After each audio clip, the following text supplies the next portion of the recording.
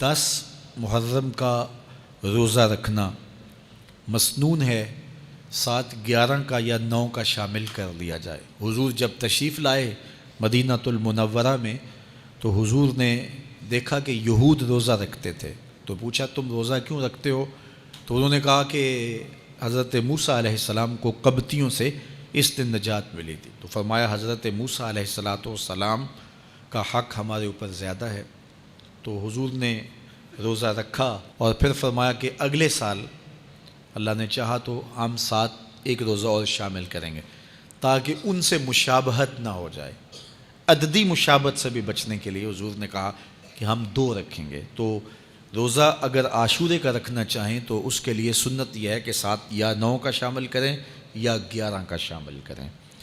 تو جو افضل ترین روزے ہیں ان میں سے عاشورے کے روزوں کا بھی شمار ہوتا ہے۔ تو اگر ممکن ہو تو جن کو اللہ نے صحت عطا کی ہے، تو آج کل اتنی شدت کی گرمی بھی باقی نہیں رہی، تو وہ یہ روزے رکھیں، ذکر و فکر کے اندر ان ایام کو گزاریں، اپنے والدین کی قبروں پر، اعزاء و اقرباء کی قبروں پر ہر جمعے کو جانا چاہیے۔ اس کے علاوہ بھی جب موقع ملے، یہ رواج جو پیدا ہو گیا ہے کہ 9 محرم کو یا 10 محرم کو مٹی ڈالنے کے لیے وہاں قبرستان میں جایا جاتا ہے، یہ 8 10 15 سال سے شروع ہوا ہے، جبکہ اس کی کوئی اصل نہیں ہے۔ تو اگر آپ روٹین سے جاتے ہیں تو آپ کو ہر جمعے کو جانا چاہیے والدین کی قبروں پر، اور وہاں جا کے ہر جمعے کو سورہ یاسین کی تلاوت کرنی چاہیے۔ تو سال کے بعد صرف 10 محرم کو یا 9 محرم کو جانا، یہ بہرحال اس دور کی ایجاد ہے، یہ کوئی مسنون نہیں ہے اور یہ کوئی سنت نہیں ہے۔ تو روٹین سے اگر کوئی جانے والا ہے تو چلا جاتا ہے تو کوئی حرج نہیں ہے۔ تو باقی یہ بڑے اشرف ایام ہیں، بابرکت ایام ہیں، اور ان کو بہت ساری نسبتیں حاصل ہیں۔